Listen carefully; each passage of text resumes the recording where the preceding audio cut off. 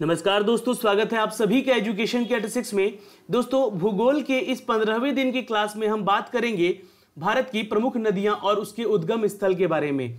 कुछ क्वेश्चन रहे यहाँ पे जो कि क्यूज की तरह हैं, पर हम आज बात करेंगे उन प्रायद्वीपीय नदियों के बारे में। कल जो हम लोगों ने लेक्चर देखा था, उस लेक्चर में हम लोगों ने देखा था कि भारत की प्रमुख नदियां जो कि हिमालयन नदियां हैं। ठीक है, दो तरह की भारत में नदियां पाई जाती हैं, आपको पता होना चाहिए। एक हिमालयन नदियां और दूसरा प्रायद्वीपीय नदी है। तो आज हम पढ़ेंगे प्रायद्वीपीय नदियों के बारे में। उसके अलावा कुछ क्वेश्चन है जिसका आपको आंसर यहाँ कमेंट बॉक्स में करते रहना है। ठीक है दोस्तों, मैं आपको एक चीज और बता देना चाहता हूँ कि पर डे आपको ज्योग्राफी की जो क्लास है 10 बजे सुबह में अपडेट कर दी जाती है, और उसके अलावा जो आपकी क्लास है हिस्ट्री की वो शाम को 3 बजे की अपडेट कर दी जाती है आपके यूट्यूब चैनल एजुकेशन की 86 में। तो चैनल को सब्सक्राइब कीजिएगा बेल आइकन को दबा के, ताकि हर वीडियो का नोटिफिकेशन आप तक सबसे पहले जा सके। करंट अफेयर की क्लास मॉर्निंग में अपडेट कर दी जाती है। आज मॉर्निंग में अपडेट नहीं हो पाई है, कुछ कारणों से कुछ टेक्निकल इश्यूज आ गए थे तो इसलिए नहीं हो पाई है, पर वो करंट अफेयर आज का आपको मिल जाएगा इसके वीडियो के बाद। तो चलिए शुरू करते हैं आज का ये सिनारियो, जिसमें हम पढ़ेंगे भूगोल के 15वें दिन में भारत की प्रमुख नदियां जो कि प्रायद्वीपीय नदियां हैं। चलिए शुरू करते हैं और ध्यान से देखिएगा। हम आज चर्चा करेंगे उन प्रायद्वीपीय नदियों की जिसकी व्याख्या की गई है दक्षिण भारत में। दोस्तों, ये फिगर कल भी मैंने आपको दिखलाया था, और यहाँ पे देखिए अब हम बात करेंगे इस नदी की, लूनी रिवर। इसका नाम है लूनी रिवर। तो ये कहाँ से कहाँ तक बहती है? तो ये राजस्थान में ही उसका उद्गम स्थल है, और राजस्थान से होके गुजरात होते हुए आती है। ठीक है, पर इसका ज़्यादा विस्तार नहीं है इस नदी का, पर फिर भी बहुत बड़े क्षेत्र में ये बहती है। ठीक है, हम बात करेंगे एक और नदी की जो कि है ब्रह्मपुत्र नदी, उसकी सहायक नदियाँ। ठीक है, देखिए ब्रह्मपुत्र नदी के बारे में थोड़ा सा जानकारी ले लीजिए, क्योंकि ये तिब्बत से निकल के दक्षिण में मानसरोवर के निकट चोमायुंगडू हिमनद से जाके मिलती है। तो कहाँ से निकलती है? तो ये निकलती है तिब्बत से। तो तिब्बत, ये देखो चाइना का पार्ट है, चाइना है, और ये उसके बाद तिब्बत है ये। ठीक है, तो जो तिब्बत का एरिया है, तो तिब्बत से ये निकलती है कौन? तो ब्रह्मपुत्र। इसके बारे में कल हम लोगों ने डिस्कस नहीं किया था आई थिंक। ठीक है, तो इसलिए थोड़ा सा इसके बारे में जान लीजिए। उसके बाद हम लोग प्रायद्वीपीय नदियों के बारे में चर्चा करेंगे। ठीक है, तो देखिए ब्रह्मपुत्रा जो है ये कहाँ से निकली है? तो याद रखिएगा तिब्बत से निकली है, और कहाँ तक गई है ये? तो मानसरोवर के निकट जो चेमायुंगडुंग है ना, ये याद रखिएगा, ये नाम याद रखिएगा आप लोग। ठीक है, ये नाम याद रखिएगा क्योंकि ये पूछेगा यहाँ पे। और हिमनद में जाके मिली है, इस हिमनद में जाके मिली है ये। कौन? तो ब्रह्मपुत्रा। ठीक है, याद रहेगा आपको।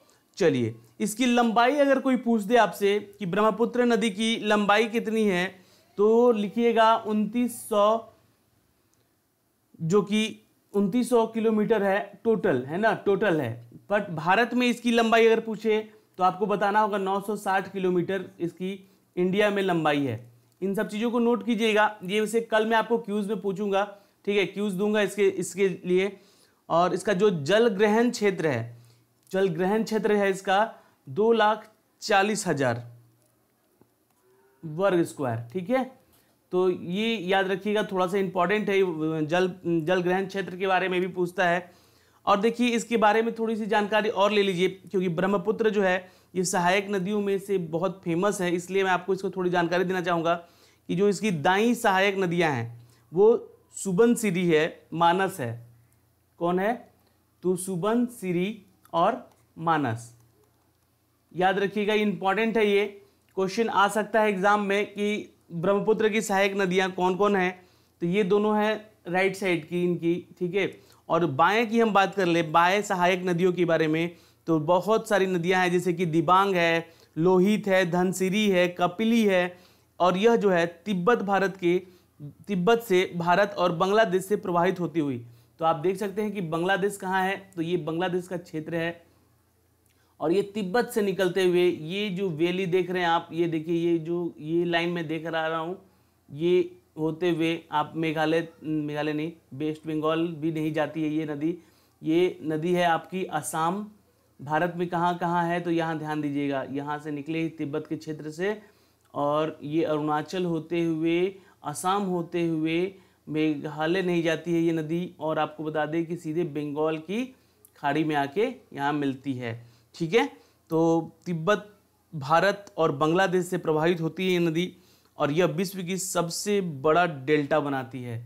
तो यहाँ पे बनता है डेल्टा, कहाँ, तो वेस्ट बंगाल की खाड़ी में। ठीक है, बंगला जो कहते हैं बंगाल, वे ऑफ बंगाल की खाड़ी में इसका डेल्टा बनता है, और ये विश्व की सबसे बड़ा डेल्टा बनाता है, और इस पर सबसे बड़ा नदी द्वीप माजुली असम स्थित है। ठीक है, माजुली असम, माजुली है असम का एक, तो ये सबसे बड़ा क्षेत्र है असम में ही, आप देख सकते हैं यहाँ पे बहती है ये नदी। ठीक है, और ये एक आपको सबसे महत्वपूर्ण बता दूं कि ये नदी नहीं, ये नद है। ठीक है, आप लोग कभी भी हिंदी में पढ़ोगे तो नद जो है ये पुल्लिंग में आता है, और नदी जो है ये स्त्रीलिंग आती है, तो इसलिए ध्यान दीजिएगा। ये क्वेश्चन हिंदी में बन सकता है आपका कि एक नद का नाम बताएं जो कि पुल्लिंग है, तो ब्रह्मपुत्रा। ठीक है, याद रहेगा। इतनी सारी चीज़ें हैं जो कि ब्रह्मपुत्रा से रिलेटेड थी, मैंने बता दिया आपको, तो इन सब चीज़ों का ध्यान दीजिएगा। इसका आप एक स्क्रीनशॉट ले सकते हैं इस डेटा का, क्योंकि ये डेटा आपके लिए इंपॉर्टेंट है। थोड़ा सा मैं यहाँ पे मिटाऊंगा क्योंकि बहुत सारी नदियाँ हैं अभी नीचे, यहाँ से हम लोग दक्षिण भारत की जो बात करेंगे। चलिए अब हम बात करते हैं, इसका स्क्रीनशॉट आप ले लीजिएगा, इसको थोड़ा सा रफ करूँगा मैं। ठीक है, चलिए, तो यहाँ पे दोस्तों अब हम बात करेंगे उस नदी के बारे में जिस नदी का नाम है महानदी। ठीक है, और महानदी जो है दोस्तों, मैं थोड़ा सा यहाँ पे रफ कर देता हूँ। चलिए, महानदी के बारे में बात करेंगे, तो महानदी के बारे में अगर हम चर्चा करेंगे तो यह एक महत्वपूर्ण प्रायद्वीपीय नदी है। तो देखो, जो भी दक्षिण भारत में नदियाँ होती हैं, ठीक है, हम लोग मध्य प्रदेश तक कल पढ़ चुके थे, नर्मदा वगैरह की। ठीक है, तो इसके नीचे जो नीचे जितनी भी नदियाँ हैं ये क्या कहलाती हैं, तो प्रायद्वीपीय नदी कहलाती है। प्रायद्वीपीय क्यों, तो क्यों, ये द्वीप यानी कि जो स्थल पे ही निकली है, उसका उद्गम हुआ है और स्थल पे ही इनका समापन भी हुआ है, इसलिए प्रायद्वीपीय नदी कहते हैं। बहुत सारी नदियों का जो स्थान जो है, जो अंतिम है, वो या तो अरब सागर में है या तो हिंद महासागर में है। ठीक है, तो ये सब सारी नदियाँ जो हैं प्रायद्वीपीय नदियाँ कहलाती हैं, जिनमें कि एक है महानदी। और महानदी जो है इसका स्रोत कहाँ से हुआ है, तो रायपुर के समीप। रायपुर कहाँ है, तो छत्तीसगढ़ की राजधानी है। ठीक है, तो रायपुर के समीप एक धमतरी जिले में स्थित है सिवाहा पर्वत श्रेणी। ठीक है, छत्तीसगढ़ में एक पर्वत श्रेणी है जिसका नाम है सिवाहा, नोट कर लीजिएगा, सिवाहा है, और सिहावा है ना, सिहावा, माफ़ कीजिएगा, सिहावा है, पर्वत श्रेणी है, और ये पर्वत श्रेणी से निकली है कौन सी नदी, तो महानदी। ठीक है, याद रखिएगा, और इसकी जो टोटल लंबाई है 857 किलोमीटर की है, और ये मध्य प्रदेश, उड़ीसा, छत्तीसगढ़, महाराष्ट्र और झारखंड में प्रवाहित होती है। तो जल ग्रहण क्षेत्र देखिए, छत्तीसगढ़ है यहाँ, छत्तीसगढ़ जो है यहाँ है, और ये झारखंड का एरिया है, ये वाला पोर्शन। ठीक है, तो यहाँ भी जाती है ये नदी निकल के, ये देखिए यहाँ महानदी लिखा हुआ है, आपको बता देना चाहते हैं। ठीक है, तो ये उड़ीसा भी जाती है, और कुछ पार्ट इसका मध्य प्रदेश की तरफ भी जाता है। ठीक है, तो ये नदी का प्रवाह जो है आप देख सकते हैं, यहाँ से निकली है यूं, और हल्का जो पार्ट है ये झारखंड को जाता है, और कुछ पार्ट इसका नदी का मध्य प्रदेश भी जाता है, और उड़ीसा होते हुए फिर ये समापन होती है बे ऑफ बंगाल में। ठीक है, चलिए, सहायक नदियों के बारे में हम बात करें तो एक शिवनाथ और हसदेव नदियां हैं, और तेल, इसका एक और सहायक नदी है तेल ओंग जोंक। ठीक है, ओंग और जोंक दो अलग नदियां हैं जो कि उड़ीसा की हैं। ठीक है, स्वर्ण रेखा है जो इसकी एक सहायक नदियों में, जमशेदपुर स्वर्ण रेखा जो नदी के तट पर स्थित है। देखिए, जो झारखंड का निचला पोर्शन है वो जमशेदपुर का एरिया होता है। ठीक है, तो यहाँ तक ये नदी जाती है, जो कि इसकी सहायक नदियाँ वहाँ पे स्वर्ण रेखा करके है, और ये जमशेदपुर स्वर्ण रेखा नदी तट में स्थित भी है। ठीक है, तो ये महानदी के बारे में हम लोगों ने पढ़ा। तो कौन कौन सा क्षेत्र ग्रहण किया इन्होंने, ये जानिएगा, उड़ीसा, छत्तीसगढ़, झारखंड और मध्य प्रदेश। ठीक है, इसकी लंबाई मैंने बता दी आपको, 857 किलोमीटर की पूरी लंबाई है। ठीक है, अब देखिए, स्वर्ण रेखा जो है और ब्राह्मी और बैतरणी, ये तीनों नदियाँ जो हों वो कैसी नदियाँ हैं, तो छोटा नागपुर की पहाड़ियाँ हैं ये। ठीक है, छोटा नागपुर की जो पठार होते हैं वहाँ से निकली हैं नदियाँ। कौन कौन, तो स्वर्ण रेखा, याद रखिएगा। स्वर्ण रेखा, ये नाम नोट कर लीजिएगा। देखिए ये सारी चीज़ें पीडीएफ में शायद में मिल पाएगा, आपको नहीं मिल पाएगा, पर फिर भी नाम याद रखिएगा। स्वर्ण रेखा, ब्राह्मणी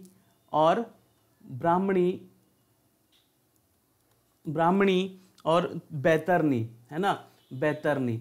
तो ये तीनों जो नदियां हैं ये पठारी नदियां हैं और इसका उद्गम स्थल छोटा नागपुर का पठार है। और ये कहाँ से कहाँ तक है, तो जमशेदपुर से लेकर उसके स्वर्ण रेखा के तट तक हैं। ठीक है, तो ये सहायक नदियां किसकी हैं, महानदी की। ठीक है, ये याद रखिएगा आप लोग। ओके, चलिए अब आपको मैं बता दूं, थोड़ा सा यहाँ पे क्लियर कर देता हूँ सारी चीज़ें। अब चर्चा करेंगे हम गोदावरी नदी की, है ना, गोदावरी की। अब इसके बारे में थोड़ा जान लीजिए क्योंकि ये भी एक फेमस नदी है और पश्चिम घाट पर्वत से नासिक जिले त्र्यंबकेश्वर तक ये इसका स्रोत और उद्गम स्थान है। ठीक है, पश्चिमी घाट पर्वत, तो हमारा पश्चिमी घाट कहाँ है, तो ये महाराष्ट्र के एरिया में आता है। ठीक है, पश्चिमी घाट, जो ये जितने भी घाट हैं ये सारे पश्चिमी घाट कहलाते हैं, केरल तक, महाराष्ट्र से लेकर केरल तक। ठीक है, तो ये पश्चिमी घाट में जो पर्वत है नासिक जिले में त्र्यंबकेश्वर, है ना, त्र्यंबकेश्वर। देखिए अगर आप ज्योतिर्लिंग के बारे में अगर जानते होंगे, है ना, हिंदू मान्यता के अनुसार शिव की ज्योतिर्लिंग है 14, उनमें से एक है त्र्यंबकेश्वर। तो ये नासिक जिले से इसका उद्गम हुआ है। ठीक है, याद रखिएगा, त्र्यंबकेश्वर से। ठीक है, और ये जो है भारत में 1465 किलोमीटर के एरिया में ये इसकी लंबाई है और इसका जल प्रवाह जो है वो कितने वर्ग किलोमीटर स्क्वायर पे है, तो 3,12,812 वर्ग किलोमीटर स्क्वायर। ठीक है, याद रखिएगा, वर्ग किलोमीटर स्क्वायर, जिसमें कि आधा महाराष्ट्र और बाकी तेलंगाना को ये जाता है। ठीक है, तो ये एक देखिए आंध्र प्रदेश से यहाँ पे बांटा नहीं गया, यहाँ पे तेलंगाना को, तो महाराष्ट्र से होती हुई ये नदी गोदावरी, ये आप देख सकते हैं तस्वीरों में भी, कुछ आधा भाग इसका तेलंगाना की ओर है और ये जाके यनम यानी कि पौंडीचेरी में जाके, यनम यहाँ पे एक पौंडीचेरी का जगह है, वहाँ तक जाती है नदी। ठीक है, तो इसको हम लोग प्रायद्वीपीय नदी कहते हैं और यह प्रायद्वीपीय नदियों में भारत की सबसे लंबी नदी है, जिसे दक्षिण भारत का गंगा भी कहते हैं। याद रखिएगा, गोदावरी को दक्षिण भारत का गंगा भी कहते हैं। ओके, चलिए, ये पर्यायवाची भी शब्द है गंगा का, गोदावरी।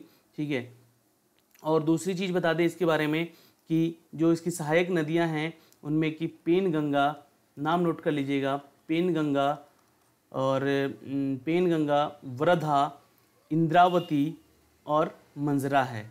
ठीक है, तो कौन कौन से हैं, पेनगंगा, वेनगंगा, वृधा, इंद्रावती और मंजरा, ये 5 नदियां हैं जो कि इसकी सहायक नदियां हैं। तो ये कहाँ से निकली है, तो इसका उद्गम है महाराष्ट्र के नासिक से और आपको जो त्र्यंबकेश्वर है, और इसका अंत कहाँ हुआ है, तो तेलंगाना के अंतिम छोर तक, यानी कि ये भारत की दूसरी बड़ी गंगा है जिसको हम लोग दक्षिण भारत में पाए जाते हैं। ठीक है, जानते हैं इसको, और गोदावरी नाम है इसका और इसको दक्षिण का गंगा भी कहते हैं। ओके, तो इतनी सारी चीज़ें हैं, यहाँ से क्वेश्चन बन सकता है, कुछ भी आप बता सकते हैं, एग्जाम के पॉइंट ऑफ व्यू से इम्पॉर्टेंट है।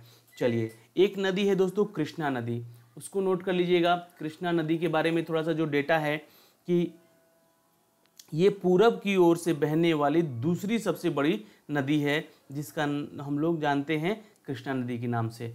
ठीक है, दक्षिण में पूरब की ओर से, तो पूरब किधर है हमारा, इस साइड है, तो यहाँ से लेकर और पश्चिम की ओर, है ना, पूरब की ओर से बहने वाली दूसरी बड़ी नदी है जिसका नाम है कृष्णा नदी। ये देखो यहाँ से उसका उद्गम स्थल है और ये बहते हुए यहाँ से देखो यहाँ तक आई है महाराष्ट्र तक। ठीक है, तो ये नदी जो है गोदावरी, ये पश्चिम से पूरब की ओर आई है, तो ये पश्चिम, यहाँ पूरब से, माफ़ कीजिएगा, ये पश्चिम से पूरब की ओर आई है और ये पूरब से पश्चिम की ओर गई है, तो ये है कृष्णा नदी। ठीक है, याद रखिएगा, पश्चिमी घाट के महाबलेश्वर से पर्वत से निकलती है ये। ठीक है, पश्चिमी घाट के महाबलेश्वर से ये निकली है एक नदी। ठीक है, ये नदी है, यहाँ महाबलेश्वर है महाराष्ट्र का और ये त्र्यंबकेश्वर है, जो 2 ज्योतिर्लिंग है, यहाँ से निकली है और ये नदी कहाँ तक आती है, तो यहाँ तक आती है। ठीक है, तो याद रखिएगा, ये भी आंध्र प्रदेश के क्षेत्र को कवर करती है। तो ये प्रायद्वीपीय नदी में दूसरी बड़ी नदी है, तो इसका जो टोटल लंबाई है ये कितना है, तो 1400 किलोमीटर का है। और इसका जल प्रवाह जो है, क्षेत्र जो है, ये 2,58,948 वर्ग किलोमीटर स्क्वायर का है। ठीक है, और ये आंध्र प्रदेश, तेलंगाना और महाराष्ट्र में बहती है। ठीक है, याद रखिएगा। और ये यहाँ से निकली है दोस्तों, माफ़ कीजिएगा, ये पूरब की ओर से है ना, पश्चिमी घाट के महाबलेश्वर से निकलती है। तो यहाँ महाबलेश्वर है और यहाँ से निकल के ये पूरब की ओर बहनी है, यानी कि पूरब इधर हुआ हमारा, ठीक ही बताया मैंने। ठीक है, पूरब की ओर जाती है ये नदी ऐसे, और यहाँ से ये भी नदी जो है ये भी जाती है पूरब की ओर ही, पश्चिम से निकल के। चलिए, ये दो चीज़ ध्यान रखिएगा, दोनों एक ही तरफ बहती है और ये जाके फिर यहाँ पे मिलती है बे ऑफ बंगाल में। ओके, चलिए अब देखिए इसके जो सहायक नदियाँ हैं उनमें है, एक नाम नोट कीजिएगा, भीमा नदी है, तुंगभद्र है। तुंगभद्र के बारे में मैंने कल बताया था आपको, ठीक है, ज़्यादा नहीं बताया था पर बताया था, इससे रिलेटेड क्वेश्चन आएंगे अभी। ठीक है, मालप्रभा, मूसी, कोयना, ये 5 नदियाँ इसकी सहायक नदियाँ हैं। किसकी, तो कृष्णा की। ठीक है, याद रहेगा, भीमा, तुंगभद्रा, घाटप्रभा, मालप्रभा, ठीक है, मालप्रभा और मूसी और कोयना। ठीक है, मूसी और कोयना, ये सारी नदियाँ जो हैं इसकी सहायक नदियाँ हैं। ओके, अब चलिए, अब हम बात करेंगे दोस्तों कावेरी नदी की। ठीक है, तो कावेरी नदी जो है यहाँ आप देख सकते हैं, ये है कावेरी नदी और इसका जो क्षेत्र है कर्नाटक और तमिलनाडु में है। तो कुर्ग जिले से ब्रह्मी पहाड़ी से निकली है। ठीक है, कुर्ग जिले से ब्रह्मी पहाड़ी से निकली है और ये कहाँ तक जाती है, तो ये जाती है दोस्तों तमिलनाडु होते हुए हिंद महासागर तक। ठीक है, तो ये जो नदी है ये 800 किलोमीटर लंबी नदी है और इसका जो उद्गम बता दिया कुर्ग जिले से हुआ है, जो कि कर्नाटक में है, और ये केरल, कर्नाटक और तमिलनाडु होते हुए पौंडीचेरी में जाके, ये पौंडीचेरी का क्षेत्र है दोस्तों। ठीक है, तो ये जो कावेरी का है, कहाँ से, कर्नाटक, केरल में भी इसका कुछ जल प्रवाह है, ये देखिए यहाँ पे। ठीक है, इधर भी जाती है और ये फिर यहाँ तमिलनाडु होते हुए, पौंडीचेरी होते हुए यहाँ पे ख़त्म होती है। ठीक है, और इसकी जो लंबाई है वर्ग किलोमीटर, जो इसका क्षेत्र है वो देखिएगा दोस्तों, यहाँ पे वो है 87,900 वर्ग किलोमीटर का इसका स्क्वायर, किसका, तो कावेरी का। ओके, याद रखिएगा, ये क्वेश्चन इंपॉर्टेंट है, बन सकता है यहाँ से। अब देखिए और भी नदियाँ हैं जिनके बारे में हम यहाँ पे चर्चा करेंगे, तो उनका नाम हम यहाँ पे अब लिखने जा रहे हैं, तो आप थोड़ा ध्यान दीजिएगा, वीडियो ज़्यादा लंबा ना हो, इसलिए हम लोग थोड़ा सा कोशिश करेंगे फटाफट, इसके बाद क्यूज़ करेंगे, तो क्यूज़ भी अटेंड कीजिएगा आप लोग। तो एक है साबरमती। साबरमती जो है अरावली की नदी है। ठीक है, यानी अरावली पहाड़ियों से निकली। तो अरावली पहाड़ी कहाँ है, तो राजस्थान में। याद होना चाहिए आपको कि मेवाड़ से निकली है कौन, तो साबरमती।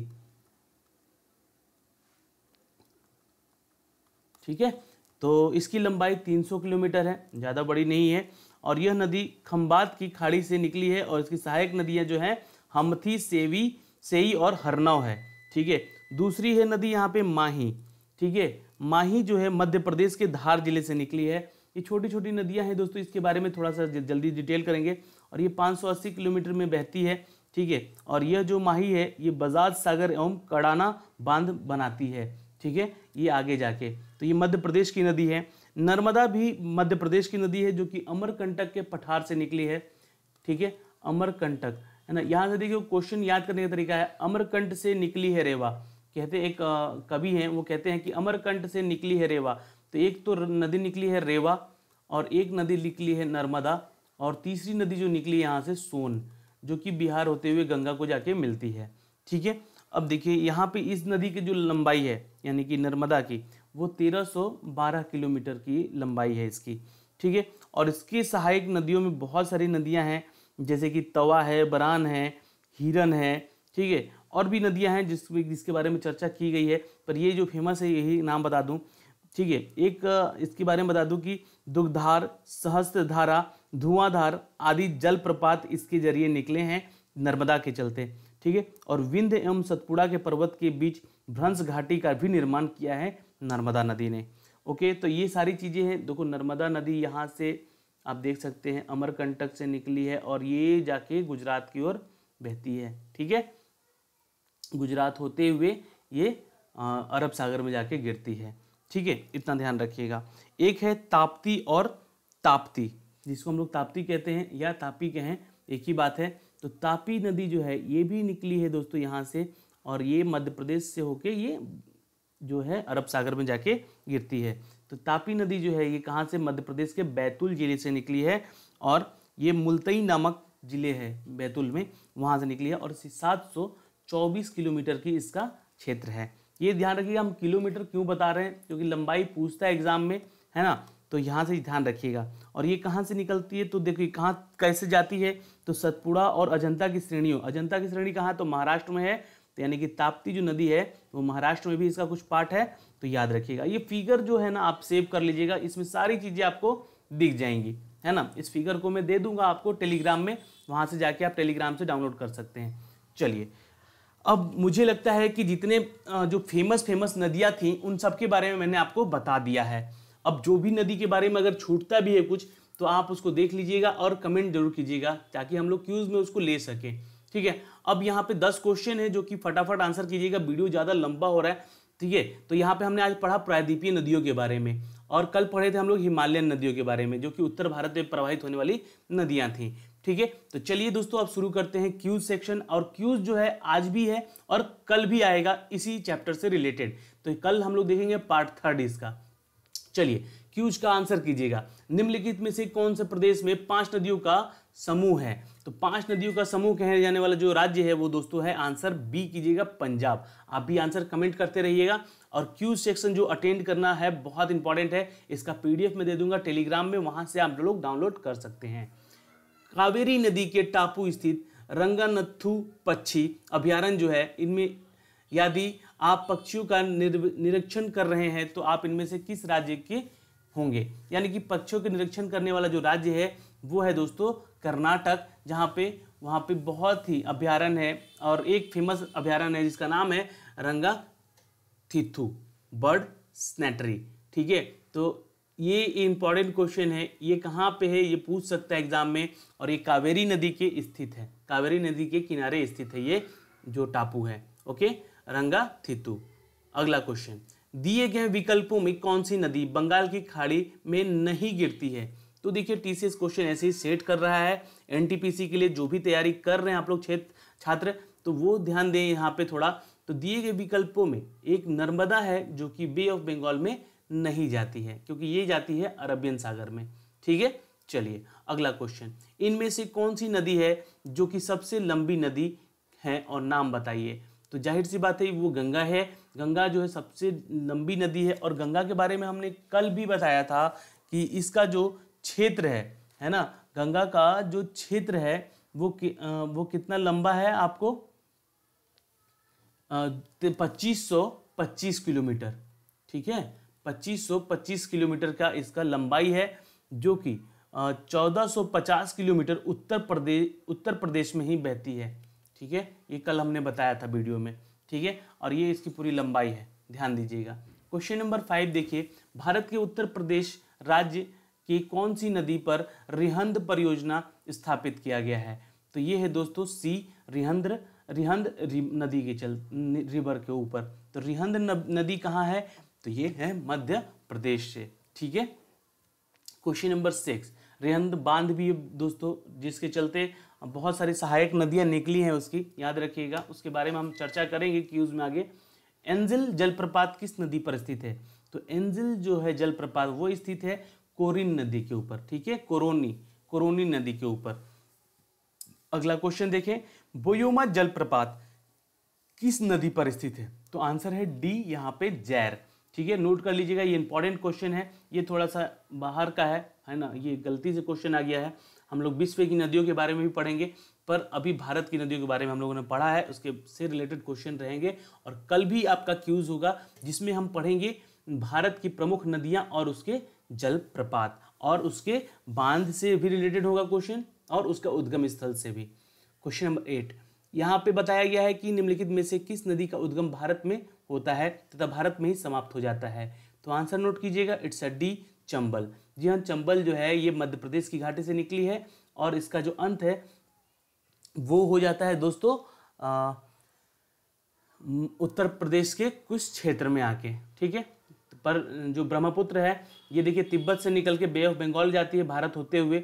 कोसी नदी जो है नेपाल से निकलते हुए और हिमालय नदी है, और ये निकलते हुए भी गंगा में जाके मिलती है। और गंगा कहाँ जाके मिलती है? बे ऑफ बंगाल में।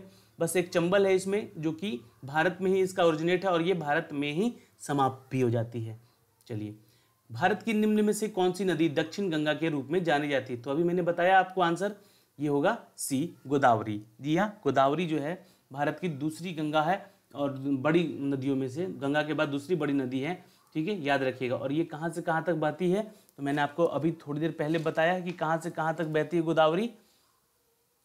तो पश्चिमी घाट के पर्वत से लेकर नासिक के त्र्यंबकेश्वर से निकली है और ये समाप्त कहाँ होती है दोस्तों? तो महाराष्ट्र और तेलंगाना के क्षेत्र में जाके समाप्त होती है। क्वेश्चन नंबर 10, मध्य प्रदेश में स्थित इंदिरा सागर बांध निम्नलिखित में से किस नदी पर बनाया गया है? तो मध्य प्रदेश में कौन सी नदी है दोस्तों? आंसर है सी, नर्मदा। ओके, ये इंदिरा सागर बांध जो है नर्मदा नदी के ऊपर बनाया गया है। वैसे चंबल भी मध्य प्रदेश की नदी है, पर नर्मदा पे ये सागर बांध बनाया गया है। तो देखिए, जितने भी सारे क्वेश्चन आज हम लोग 10 ही क्वेश्चन लेके आए, क्योंकि क्यूज सेक्शन को बड़ा नहीं करना था। कल क्यूज लेकर आएंगे, उन सभी क्यूज में पार्ट 3 होगा वो क्यूज, ठीक है। उस सभी में आपका कल जितना भी क्वेश्चन होगा इन चैप्टर से वो कवर कराया जाएगा, और 1 बाय 1 करके आप लोग वीडियो देखिए, उसका PDF पढ़िए, ताकि एग्जाम में एक भी क्वेश्चन आपका छूटना नहीं चाहिए। क्योंकि हम लोग यहाँ पे चैप्टर वाइज आपके सारे कोर्स करा रहे हैं, चाहे हिस्ट्री का हो या फिर ज्योग्राफी का हो, ठीक है, या फिर करंट अफेयर हो। करंट अफेयर तो खैर हम लोग चैप्टर वाइज नहीं करा सकते हैं, रोज कर देते हैं, कम से कम आपको मिल सके। तो करंट अफेयर का क्वेश्चन अभी थोड़ी देर के बाद आपको मिल जाएगा, पर इसका क्यूज सेक्शन अटेंड कीजिएगा और इस वीडियो को जितना हो सके शेयर कीजिएगा अपने दोस्तों में, अपने फैमिली मेम्बर में, जो भी लोग एग्जाम दे रहे हैं, ताकि उनको भी ये फायदा हो सके। चलिए दोस्तों, आज के लिए इतना ही था। हमारे साथ बने रहें, इसका बहुत बहुत धन्यवाद। कल मिलते हैं सुबह 10 बजे, जिसमें हम लोग पढ़ेंगे इसका क्यूज section. Bye bye, take care.